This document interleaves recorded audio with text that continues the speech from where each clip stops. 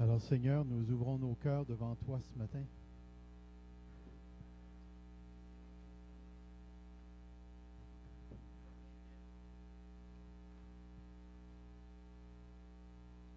Accorde-nous cette grâce, Seigneur, d'ouvrir nos cœurs à ta parole ce matin, de laisser le Saint-Esprit fouiller nos cœurs profondément. Sans toi, Seigneur, nous sommes incapables d'aucun bien. C'est pourquoi nous dépendons de toi, Seigneur, pour toutes choses, aussi bien pour la vie physique et surtout pour la vie spirituelle, la vie de l'esprit.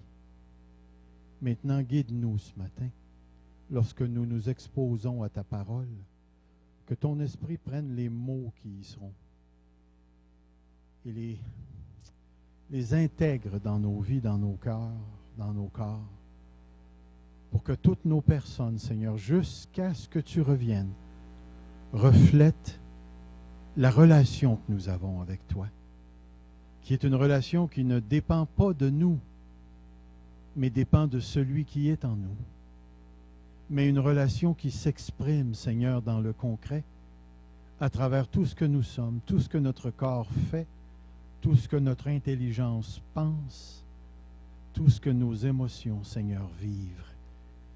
Que le message de l'Évangile passe par nos personnes, en dépit de tout ce qui se passe autour de nous, Seigneur. Garde-nous fidèles, car il y a un moment qui s'en vient. Le dernier moment, le moment de la dernière ligne, Seigneur, où nous franchirons par ton retour ou par la mort ces moments tout à fait particuliers, et nous nous retrouverons non seulement dans la présence de tous les saints qui nous ont précédés, mais dans la présence de Dieu même. Oh Jésus, j'attends ce moment.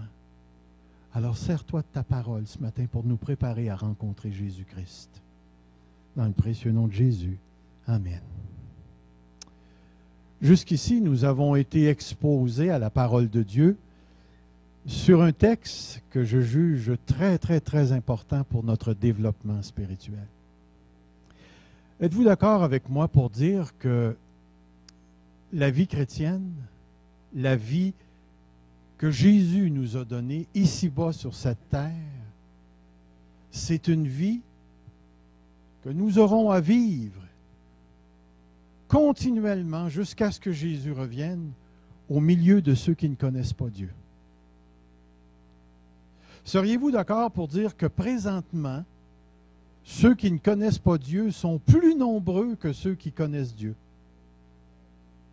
Et seriez-vous d'accord pour dire également que ceux qui sont nombreux et qui ne connaissent pas Dieu sont en train de façonner, de fabriquer, de formater la culture actuelle dans laquelle on vit? C'est eux autres qui mènent le bal. C'est eux autres qui veulent avoir une société laïque, qui veulent retirer Dieu de toutes les couches de la société, de toutes les institutions. Ce sont eux qui ne veulent pas que la moralité soit dictée par un être transcendant, mais dictée par l'homme lui-même. C'est la culture actuelle qui gouverne la nature des relations humaines sur le plan financier, économique, sexuel et tout ce que vous voulez. C'est un monde qui ne pense pas avec Dieu. Un monde qui ne veut pas penser avec Dieu. Et savez-vous ce que ça veut dire pour le chrétien? Ça veut dire qu'il va toujours, tant et aussi longtemps qu'il est sur cette terre, il va nager dans un aquarium où l'eau est polluée. C'est impossible d'être un poisson saint dans un aquarium sainte. Mais c'est possible d'être un poisson saint dans un aquarium pas sainte. D'accord ou pas d'accord? Deuxième chose que j'aimerais dire ce matin. Croyez-vous réellement que l'Évangile de Jésus-Christ que vous avez reçu, puis quand je parle de l'Évangile, là, je ne fais pas juste parler du salut, là. J'étais perdu, maintenant je suis sauvé. Alléluia, là. Je parle de ce que l'apôtre Pierre nous a déjà dit dans 2 Pierre 1,3. Sa divine puissance nous a donné tout ce qui contribue à la vie et à la piété en nous faisant connaître, nous mettant en relation avec celui qui nous a appelés. Croyez-vous réellement que dans l'Évangile ou avec l'Évangile que vous avez reçu le jour de votre salut, que vous êtes capable aujourd'hui, dans cet aquarium pollué, de vivre pour Dieu? Pensez bien à ce que je viens de dire. Parce qu'oubliez pas, quand je lis l'Évangile de Jean, puis que j'arrive au chapitre 17, puis que j'entends la prière de Jésus qui dit « Père, je ne te prie pas de les ôter de l'aquarium, mais de les garder des requins », je réalise que Dieu ne veut pas que nous soyons en dehors de l'aquarium pollué. Qui veut qu'on vive notre vie ici, dans ce monde perdu, dont la plupart en rébellion contre Dieu s'en vont en enfer. Plus je lis, plus je comprends l'Évangile. Il y a un temps où tous les chrétiens, à moins d'être sauvés puis de mourir tout de suite, comme le larron sur la croix, à moins que ce privilège-là nous soit accordé, nous, les enfants de Dieu, nous vivrons dans un monde pollué et nous n'avons pas le choix. Ce qui veut dire qu'à tous les jours, vous serez en contact avec le mal. Vous serez en contact avec le mal. Il y aura toujours quelqu'un pour vous couper le chemin. Il y aura toujours une police sur le coin d'une rue pour vous remettre injustement un ticket. OK, on va l'effacer, celle-là. On va l'effacer. Mais vous comprenez ce que je veux dire. Vous ne pourrez pas éviter le mal. Tout ça pour dire ceci. La manière dont le chrétien se perçoit va faciliter, encourager la nature des relations qu'il entretient avec le mal. Et c'est toujours possible pour un enfant de Dieu de dévier du droit chemin. De dévier du droit chemin. C'est une possibilité constante. Voyez-vous, quand je me retrouve avec un groupe de pasteurs, puis là, il y en a un qui s'en vient lâcher dans tout ça, il dit « Ah, il faut retourner à l'Église du Nouveau Testament. » Lui, ce qu'il veut dire en réalité, c'est qu'il faut les signes, les prodiges qu'il y avait au début de l'Église. Mais le seul problème, j'ai dit, pourquoi prendre juste ça? Parce que dans l'Église, il y avait de la chicane entre Pierre et Paul, entre Paul et Barnabas. Il y avait les chrétiens grecs qui chiolaient contre les chrétiens juifs. Il y avait l'Église de Corinthe où il y avait des partis pris. Il y avait des évangélistes dans la lettre aux Philippiens qui se chicanaient entre eux autres. Il y avait l'Église d'Éphèse qui se battait contre la fausse doctrine, mais qui avait complètement mis l'amour de côté. Il y avait Jude où il y avait des faux prophètes qui s'étaient introduits dans l'Église et qui se vautraient et qui festoyaient sur le dos des chrétiens. Puis les chrétiens étaient trop aveugles pour le voir. J'ai dit, si tu veux avoir l'Église du Nouveau Testament, va pas plus loin que le 18 rue Centre. Parce qu'on est une Église du Nouveau Testament. Puis si je regarde ce qui se passe dans nos vies, dans notre Église, dans l'autre Église, puis là, je dis, écoutez, on est en plein dedans l'Église du Nouveau Testament. C'est juste que nous, on ne marche plus en sandales. À part de Martin, qui se promène nu-pieds. Mais est-ce que vous voyez ce que je suis en train de dire? Peu importe Que tu te retrouves dans l'Église du Nouveau Testament ou que tu te retrouves en 2011 ici à Granby, tu vas confronter d'une manière ou d'une autre Satan, le monde et tout ce que le monde a à t'offrir. Ça n'a jamais changé. Ça va changer seulement au retour de Christ. Alors, il est impossible pour nous de se faire une conception de la vie chrétienne en s'imaginant qu'il existe une sorte de sphère où une fois qu'on est rentré là, on est inatteignable par le mal. Et pourquoi est-ce que je dis ça? Parce que notre texte ce matin nous parle exactement de ça. Voyez-vous, l'apôtre Paul n'est certainement pas un gars qui était fou. Hein? Au verset 17, là, il dit, écoutez, ce que je dis, c'est que vous ne devez plus marcher à la manière des païens qui marchent selon la vanité de leurs pensées et de leur cœur obscurci. Entre vous et moi, là, est-ce que Paul a besoin de dire ça aux chrétiens qui sont au ciel? Pourquoi? Parce qu'ils ne sont plus dans un aquarium pollué. Mais pour nous qui sommes dans cet aquarium-là, l'apôtre Paul, il dit, vous ne devez plus marcher. Et c'est pour ça qu'il le dit, si du moins vous avez entendu parler de lui, donc si vous avez entendu, vous vous êtes convertis, et si vous avez instruit, mais instruit selon la vérité qui est en Jésus, vérité absolue qui nous a été transmise par l'Évangile, qu'on a vu la semaine passée. Mais si vous avez été instruit, instruit à quoi? Vous dépouillez du vieil homme et revêtir l'homme nouveau. Vous dépouillez du vieil homme, revêtir l'homme nouveau. Premièrement, nous sommes devant deux expressions très importantes. C'est quoi ça, le vieil homme? C'est tous ceux qui sont en haut de 65 ans.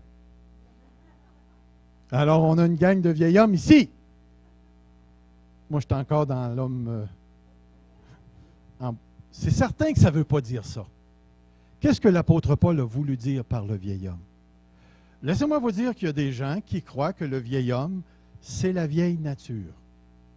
Et d'ailleurs, il y a certains traducteurs, dans certaines versions, ont traduit « vieille nature » au lieu de « vieil homme ».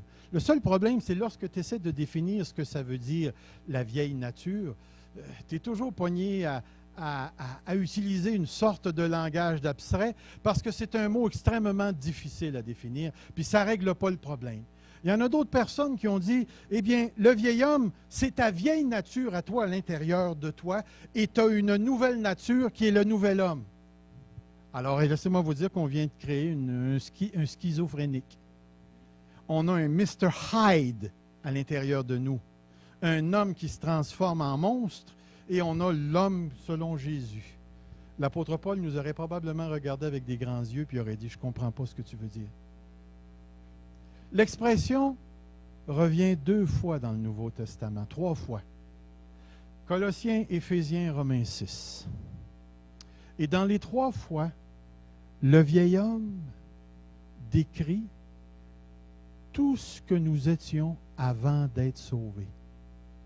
Le vieil homme, c'est tout simplement ce qu'on était avant d'être sauvé. Qu'est-ce que tu étais avant d'être sauvé?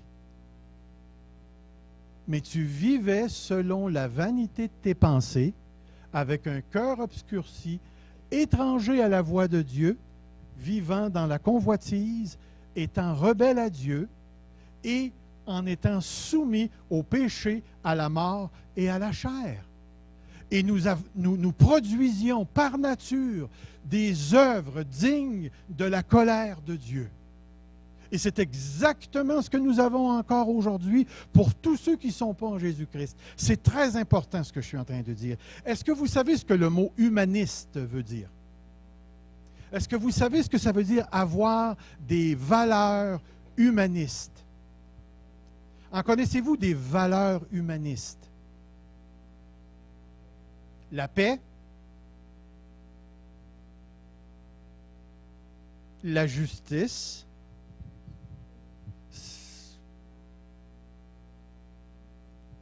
voyez-vous, quand on parle des valeurs humanistes, là, vous avez le mot humain, humanité, humaniste.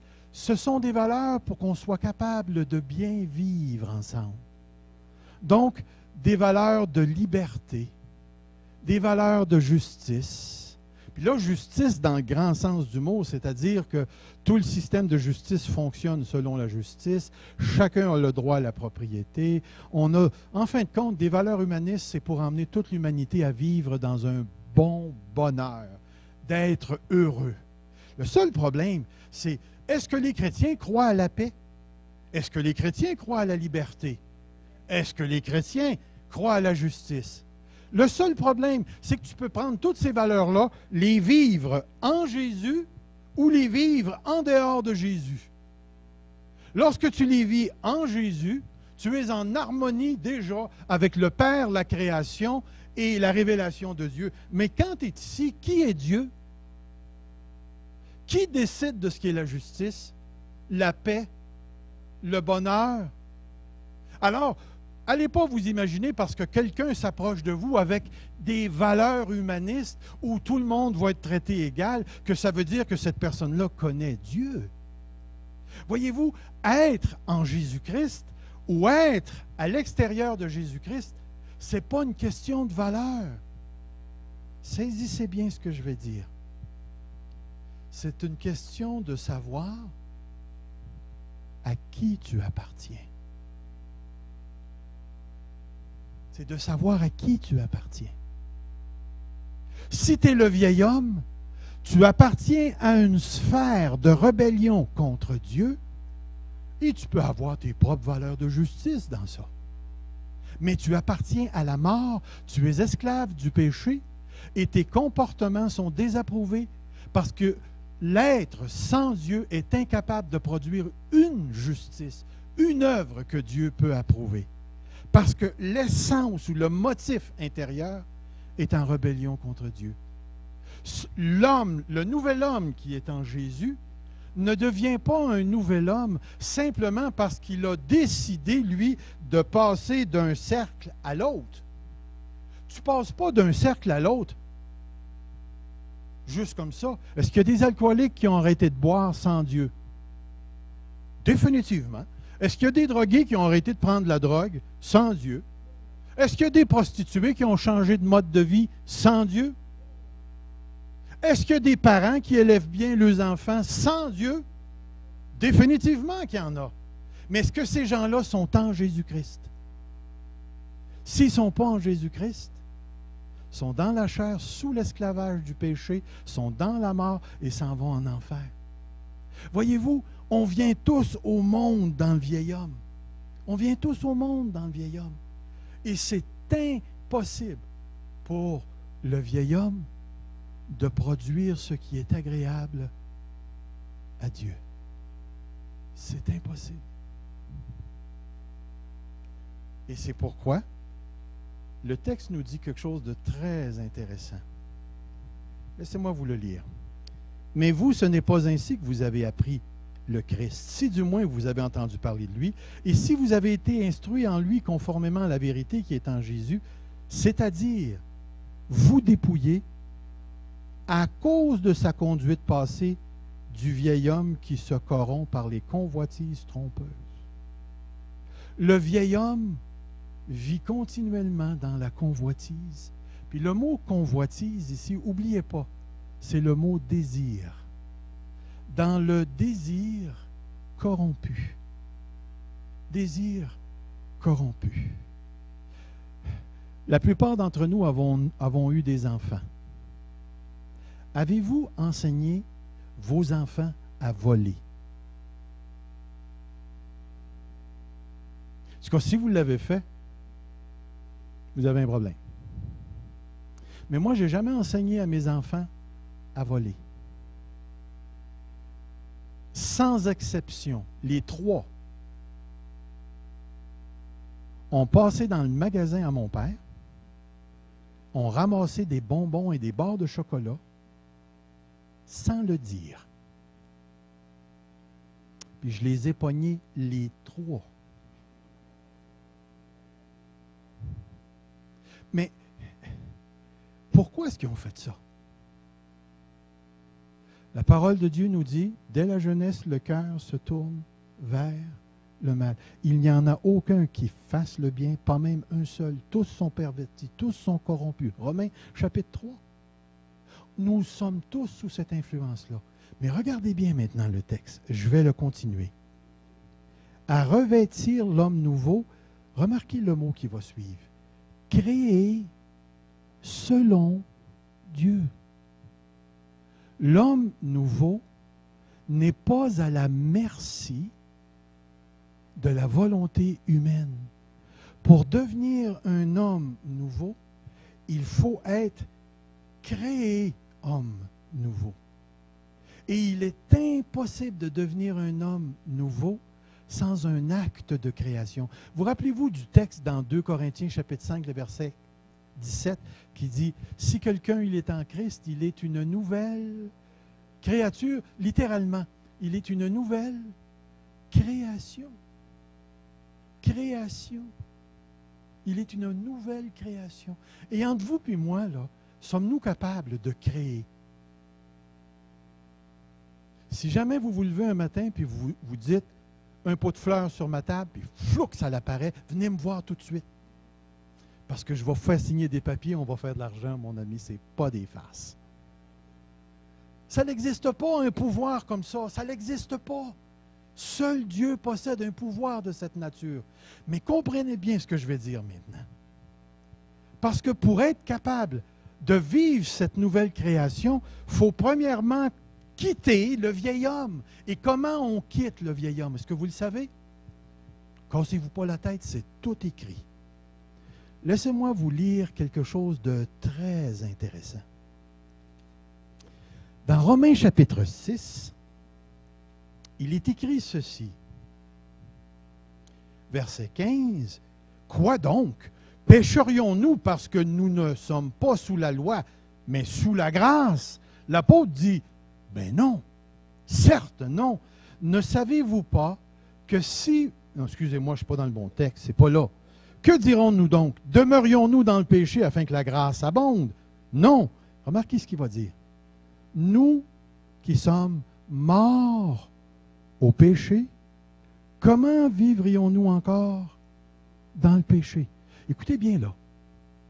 L'apôtre Paul fait une affirmation tout à fait extraordinaire. Il dit qu'on est mort au péché. Avez-vous déjà essayé de faire danser un mort? Vous êtes-vous déjà assis? Je sais qu'il y a des gens qui font ça. Des fois, quand une personne meurt, ils vont s'asseoir aux côtés de la tombe puis ils parlent avec le mort. Est-ce qu'il vous a répondu?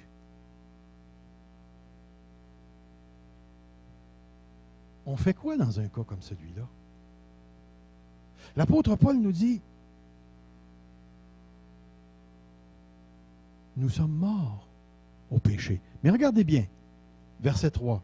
« Ignorez-vous que nous tous qui avons été baptisés en Christ, plongés en Christ, c'est en sa mort que nous avons été baptisés. » Mort au péché, plongé dans la mort avec Christ. Mort au péché, plongé dans la mort avec Christ. Mais écoutez bien, ce n'est pas fini. Dans la mort par le baptême, afin que comme Christ est ressuscité d'entre les morts, par la gloire du Père, de même nous aussi nous marchions en nouveauté de vie. En effet, puis remarquez bien le texte, si nous sommes devenus une même plante avec lui par la conformité en sa mort. Comment est-ce que je sors du vieil homme? Par l'union à la mort de Christ.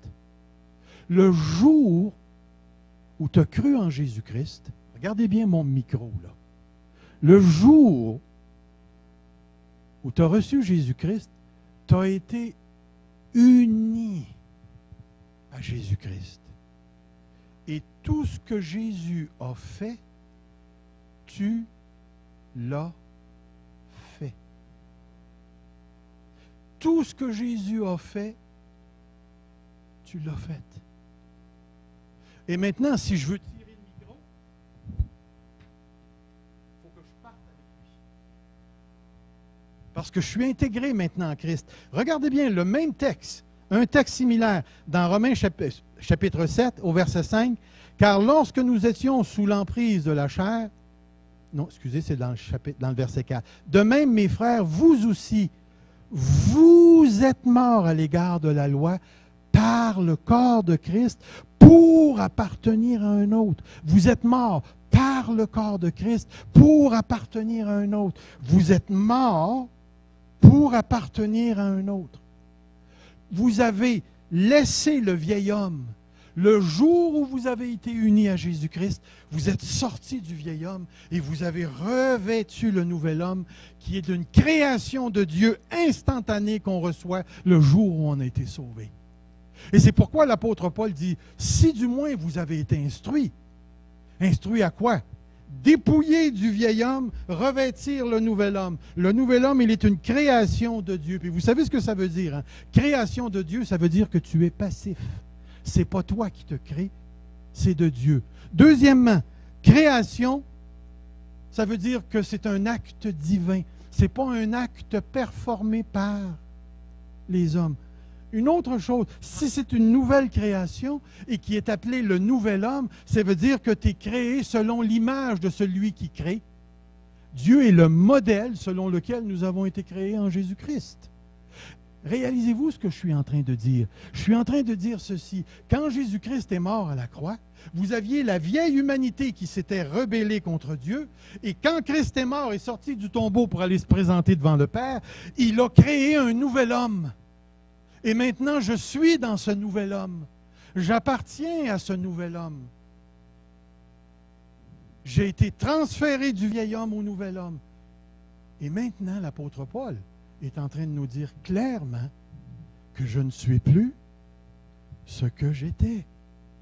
La conséquence, vous ne devez plus marcher comme les païens qui marchent selon la vanité de leurs pensées. Voyez-vous,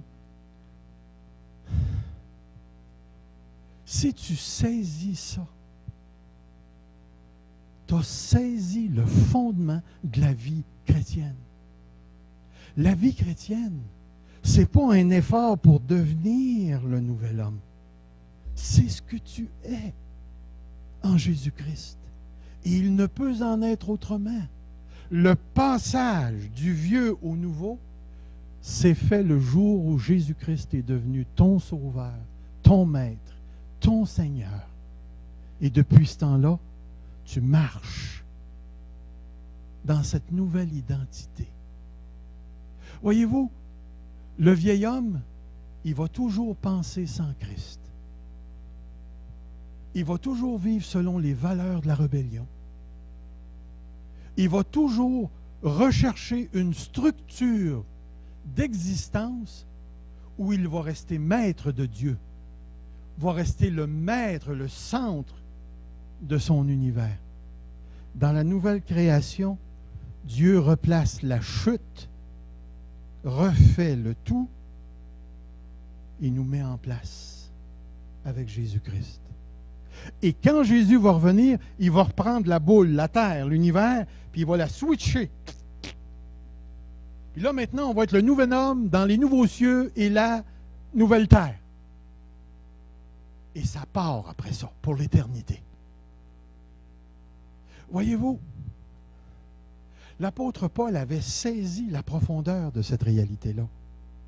Le chrétien ne peut plus penser selon le monde, mais il est toujours dans le monde. Il ne peut plus penser selon les structures humanistes, les structures du vieil homme, mais il va toujours être confronté aux structures du vieil homme. Tu vas toujours avoir à faire face au mensonge, à la rébellion. Comprenez bien, le vieil homme ici, là, il n'est pas sans sa religion. Ça s'appelle l'islam, les mormons, les témoins de Jéhovah, la foi Baha'i, ça s'appelle Raël, ça s'appelle tout ce que vous voulez, parce que l'être humain, là, c'est un être religieux. Il a besoin d'avoir des valeurs. Et si tu as des valeurs, ça veut dire que tu as une pensée d'universalité. Universalité. C'est-à-dire que tu essaies d'établir une sorte de code qui va guider ta vie. Toutes les nations se sont donné un système de justice pour tenter d'établir une sorte de structure sociale qui permettait aux gens de vivre. Même dans la structure où il y avait seulement des maîtres et des esclaves, il y avait une forme de structure qui avait la punition, la récompense, et ainsi de suite. C'est impossible d'être humain sans avoir ça. Même au ciel, on va avoir une structure encore, mais une structure toute centrée sur Dieu, sur l'agneau. Mais ici, nous arrivons à un moment dans notre histoire où la structure, c'est le laxisme. Fais ce que tu veux, bois ton lait si tu veux, puis change ton lait pour de la bière si tu veux. Tu peux changer ce que tu veux. Mais lorsque tu arrives en Jésus-Christ, l'apôtre Paul sait que l'Église va avoir à combattre le monde. L'apôtre Paul sait parfaitement qu'on n'a pas encore quitté cette terre. Puis l'apôtre Paul sait très très bien que ça ici, ce que j'appelle mon corps, n'a pas encore passé le renouvellement. Et vous allez entendre un Paul qui dit « vaut mieux quitter ce corps et être avec le Seigneur ». Parce que l'apôtre Paul, il sait que tant qu'on reste dans ce corps ici, on est dans l'aquarium pollué. C'est seulement en sortant par la mort ou par l'avènement du Seigneur Jésus. Mais Dieu, lui, attend le moment précis pour produire l'aquarium avec une eau purifiée totalement. Tant et aussi longtemps qu'on ne sera pas dans cet aquarium-là, le mal va faire toutes ses pressions pour s'attaquer à toi, s'accrocher après toi, te faire penser comme le monde et va tenter de te faire dévier de ce que tu es devenu en Jésus-Christ. De ce que tu es devenu en Jésus-Christ. Regardez bien la manière dont l'apôtre Paul va parler maintenant. Dépouiller du vieil homme, revêtir le nouvel homme. Mais entre les deux, parce que revêtir et dépouiller, c'est quelque chose qui arrive une fois pour toutes. Maintenant, ce que l'apôtre Paul est en train de dire, c'est que tu dois actualiser ce que tu es en Jésus-Christ. Tu dois devenir en pratique ce que tu es en Jésus. Remarquez, je n'ai pas dit l'inverse. Tu dois pratiquer pour devenir. Tu dois pratiquer ce que tu es devenu. Et toute la clé de la vie chrétienne, elle est là. Tu dois pratiquer ce que tu es devenu. Tu dois traduire en action ce que tu es déjà en Jésus-Christ. Savez-vous où la grande majorité des problèmes spirituels ou des problèmes des enfants de Dieu commencent? C'est lorsqu'ils cessent de penser qu'ils sont déjà.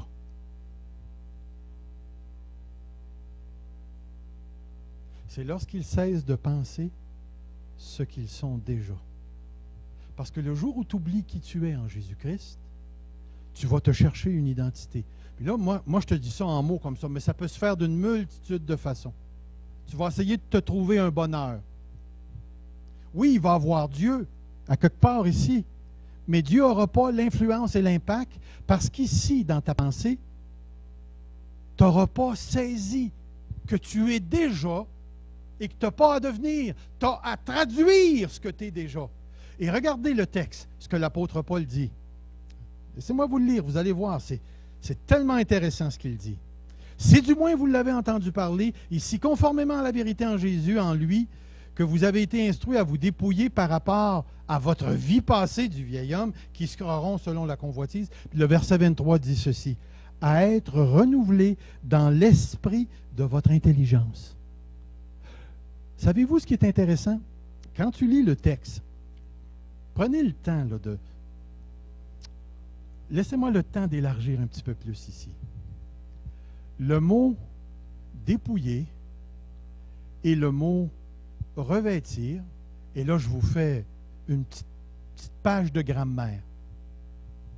Le mot dépouiller et revêtir est à l'aoriste. Le mot renouveler est un présent continu. Laissez-moi vous illustrer ce que je veux dire. Si je vous disais ce matin, écoutez, hier soir j'ai mangé des hot dogs. Avez-vous un problème avec ça? Mais là, admettons que vous en auriez un. Puis là, vous dites, prouve les dons. Ah, j'ai des preuves. Je prends le Kodak, parce que c'est un Kodak numérique, je tourne, puis là, je vous montre une photo, et là, je suis positionné comme ça, avec un hot dog, la moitié rempli, avec des grosses joues, puis il est 5h30 sur l'horloge. Là, j'ai une preuve, comme de quoi j'ai mangé des hot dogs. OK? Mais en plus de ça, sur mon Kodak numérique, j'ai une partie qui s'appelle film. Là, je pèse là-dessus, puis là, vous me voyez rentrer le hot dog. Puis là, il est encore 5h30, puis là, vous voyez tout le déroulement de mon souper. Voyez-vous, l'aoriste, c'est la photo. Juste une photo, clic. Le renouvellement, c'est le présent continu. Le film. Si Paul avait voulu parler du dépouillement comme quelque chose de continuel, il aurait utilisé un présent. Mais tout ce qu'il voulait dire, c'est si vous avez appris en Christ qu'il y a un dépouillement, plaque, photo. Ça se fait une fois pour toutes, photo. Mais ensuite, à revêtir l'homme nouveau, photo. Ça se fait une fois pour toutes. Mais le renouvellement de l'intelligence est continuel. Continuel. Puis il y a une chose qui est intéressante avec le renouvellement de l'intelligence. Avez-vous remarqué une chose? Qui ne parle pas du renouvellement de l'esprit. Il ne parle pas du renouvellement des dons spirituels. Il ne parle pas des soi-disant ressentir dans l'esprit. Il parle de l'intelligence. Vous rappelez-vous de Romains chapitre 2, chapitre 12, le verset 2? Ne vous conformez pas au siècle présent, mais soyez renouvelés dans votre dans quel but? Afin que vous discerniez ce qui est agréable, juste et parfait. Le renouvellement n'a pas pour but de changer les facultés de la pensée, n'a pas pour but de changer la faculté appelée la capacité de choisir. Ce que le renouvellement fait, c'est qu'il vient changer l'information dans la pensée, dans l'intelligence.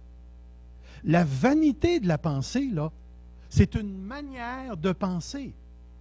Le renouvellement de l'intelligence, c'est d'installer comment Jésus-Christ veut la vie, comment Jésus-Christ pense, comment les valeurs de royaume nous appellent à pratiquer.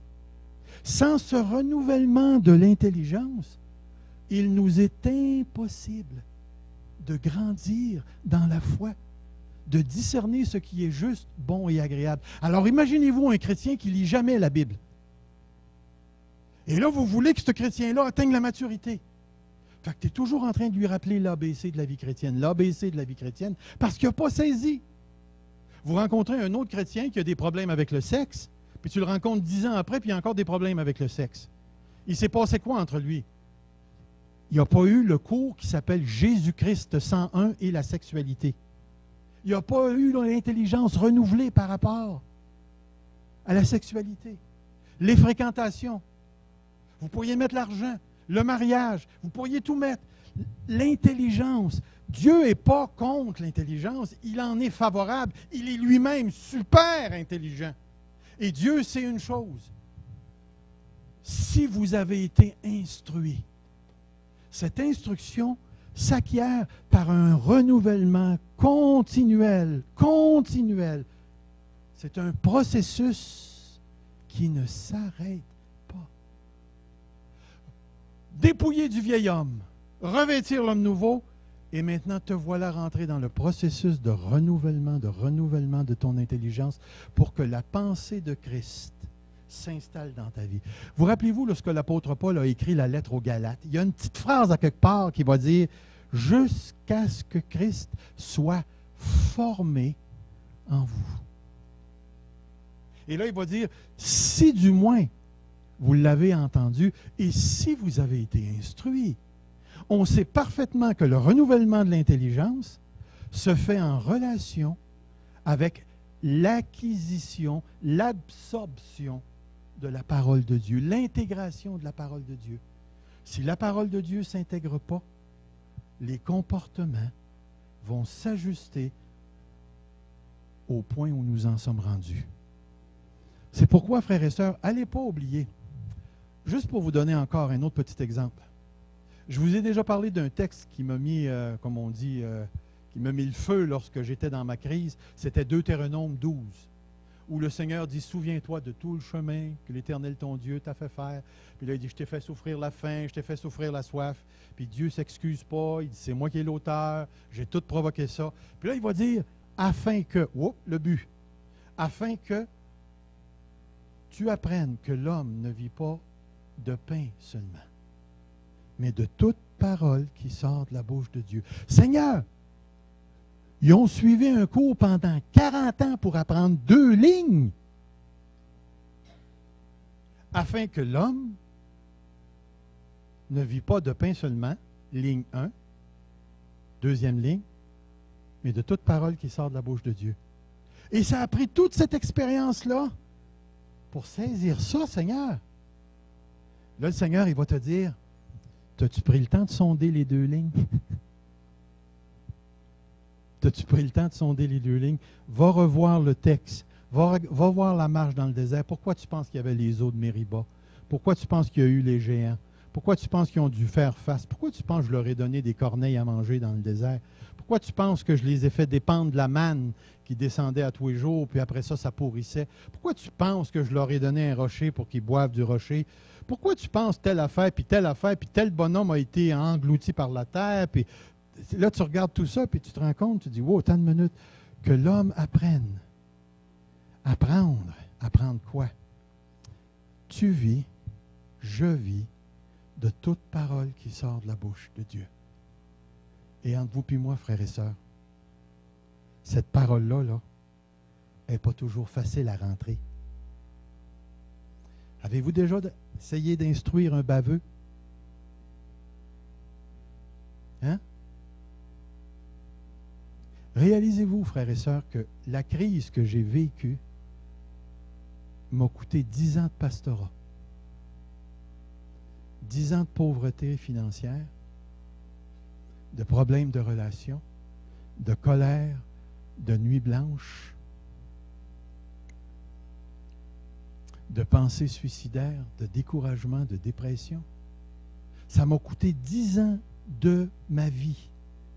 Vous pouvez prendre de 35 ans à 45 ans, là, puis vous pouvez enlever ce bloc-là. Là, puis, si j'avais pu sauter par-dessus ces 10 ans-là, j'aurais été bien content. Mais il y avait quelque chose que j'avais besoin d'apprendre qui ne pouvait pas venir autrement. Puis tous mes plans que j'avais durant cette période-là, écoutez, j'étais dans l'âge pour les réaliser. Ils avaient commencé à se réaliser et Dieu m'enlève tout ça. Puis il vient me dire, rappelle-toi du chemin que je t'ai fait faire. Eh, mon ami, que ça m'a mis en rage. C'est de ta faute, Seigneur, si j'ai perdu 10 ans. Oui, oui, c'est de ma faute. Mais ce n'est pas une faute. Le Seigneur avait sa façon, son trajet pour moi. Et comme il est souverain, que je suis son enfant, il n'y a personne qui échappe à l'instruction divine. Et si vous voulez parler de renouvellement, on peut en parler, parce que j'ai appris tout un tas de choses durant ce temps-là. Mais une chose qui est certaine, c'est que ce soit sur une échelle de 10 ans ou que ce soit sur une échelle de 24 heures ou de 50 minutes, de 30 minutes, de 10 minutes, aucun enfant de Dieu ne peut grandir sans ce renouvellement de l'intelligence. Si Dieu t'amène dans un coin pour te parler, puis qu'il te resserre comme un trou de souris, puis que la seule porte, c'est la trappe à souris, c'est lui qui a tout organisé. C'est lui qui organise nos vies. C'est lui qui nous amène du point A au point B. Puis laissez-moi vous dire, cette idée-là, que de marcher avec Dieu, il y a juste du bonheur, puis il n'y a jamais de souffrance. Hey! Je pense qu'il faut vraiment, vraiment être un poisson pour croire ça. Il va jusqu'à la fin. L'ennemi ne nous lâchera pas pour nous persécuter, Mais plus que ça, parce qu'on est dans un aquarium pollué et que notre tête est dans l'aquarium pollué, nous allons continuellement être confrontés par le Seigneur, placés dans des situations pour que notre intelligence se renouvelle, afin que la pensée du ciel, les désirs du ciel, les choix du ciel deviennent notre priorité. L'apôtre Paul vient de nous donner un panorama extraordinaire de la vie chrétienne. Tu n'es plus dans le vieil homme. Tu es dans le nouvel homme. En Jésus-Christ, tu as été uni dans sa mort et dans sa résurrection. Et tu as coupé tes liens avec. Mais attends une minute. Tu n'es pas rendu au ciel. La vie chrétienne ne se passe pas dans le ciel. Elle se passe dans un très grand aquarium où il y a plus de requins qu'autre chose. Et toi, tu es appelé à vivre Jésus dans ça. Et ton intelligence va être confrontée. Tes émotions vont être confrontées. Ta volonté va être continuellement confrontée à tout le bonheur que le monde a à t'offrir dans sa convoitise et sa rébellion. Laissez-moi vous dire, des fois, ce qu'ils ont à offrir, ça a la même couleur qu'un Harley, qu'une piscine. Puis, voyez-vous, c'est pas mal d'avoir ces choses. Mais j'ai connu un frère qui a dû choisir entre le hockey et Jésus-Christ, et il a choisi le hockey. Combien de gens j'ai rencontré dans mon ministère qui ont dû choisir entre Dieu et une femme, Dieu ou un mari? Combien de fois j'ai rencontré d'enfants de Dieu qui ont dû choisir entre la dépression et assumer leurs responsabilités, puis qui ont choisi la dépression? Combien de fois j'ai rencontré des gens qui ont dû choisir entre souffrir pour Christ ou leur argent, et ont choisi leur argent? Combien de gens ont choisi de fuir plutôt que de faire face? J'ai été placé dans ces situations-là, puis j'ai failli dans à peu près toutes celles qui m'ont été présentées. Dieu m'a relevé et Dieu m'a instruit. Maintenant, nous devons faire confiance à Dieu. Nous devons marcher avec lui. Maintenant, nous sommes appelés à vivre pour lui. Frères et sœurs, je pense que je vous ai donné ce que le texte enseigne, l'essence du texte. La grande difficulté pour un prédicateur, c'est de prêcher un sermon qui est bon. Puis c'est tout ce que c'est un bon sermon. La chose que je trouve le plus difficile, c'est, Seigneur, est-ce que ça va changer quelque chose dans ma vie? Est-ce que ça va m'emmener à aimer Jésus plus? Est-ce que ça va m'emmener à identifier quelque chose dans ma vie qui est encore en harmonie avec le monde? Est-ce que ça va m'emmener à vouloir changer? À désirer Dieu plus que les choses que je désire selon ce monde?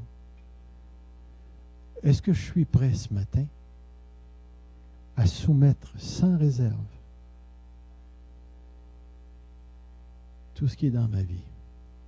Voyez-vous, ce matin, je pourrais faire un appel très émotionnel. Puis ça serait bon, se sentir. Le seul problème, c'est que les émotions, c'est comme de la soupe. C'est le fun quand c'est chaud, mais ça refroidit. Ce qui change réellement le cœur, c'est lorsque le Saint-Esprit vient puis il applique la parole de Dieu à ton cœur. Et ce matin, j'aimerais réellement qu'on termine dans cet état-là, de demander au Saint-Esprit de prendre les paroles qui ont été dites ce matin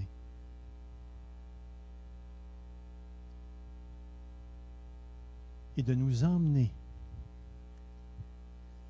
Et remarquez la phrase que je vais dire. À désirer le renouvellement de l'intelligence. Parce que demandez pas ça si vous n'avez pas l'intention de pleurer, de vous battre avec quelque chose à l'intérieur. Parce qu'aussitôt que tu vas demander, Seigneur, renouvelle-moi, tu vas sentir l'eau polluée passer à travers tes patentes là, sur le côté. Là. Tu vas sentir à quel point tu es dans l'aquarium. Et tu vas te faire offrir des choses qui sont contraires à la volonté de Dieu. Et tu vas avoir à te battre avec ton désir. Alors, vous pouvez vous avancer émotionnellement si c'est pour vous aider. Mais je vais vous dire, si vous voulez du vrai changement, il faut que vous vouliez prier la vraie prière.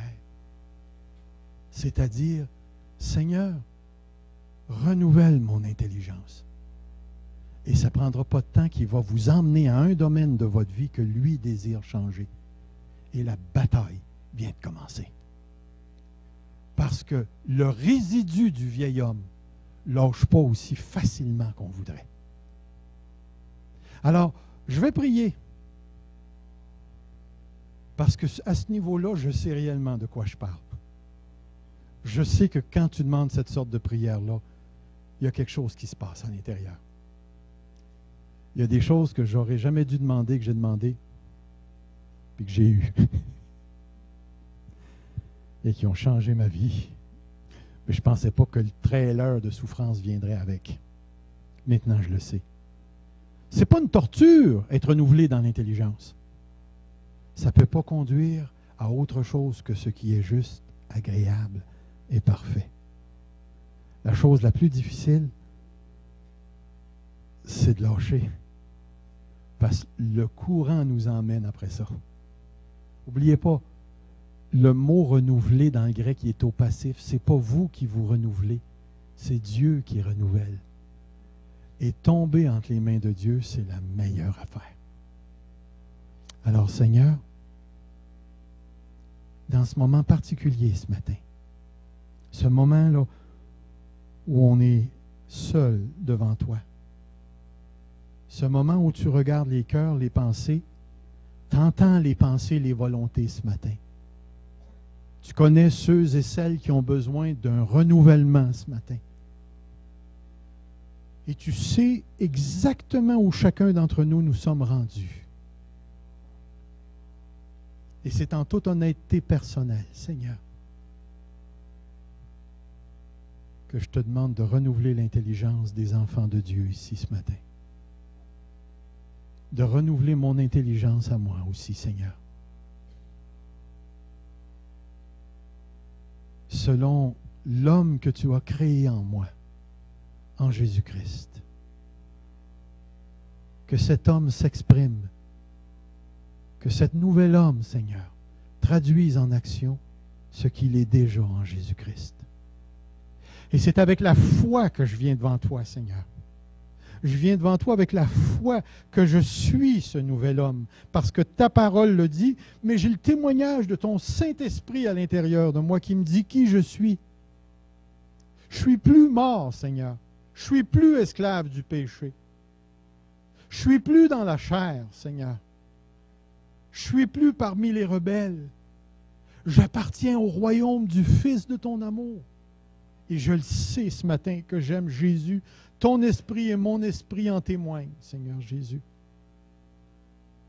Et maintenant, je te demande de renouveler l'intelligence pour que mes pensées pensent comme toi. Que mes désirs désirent comme toi. Qu'à l'intérieur de moi, Seigneur,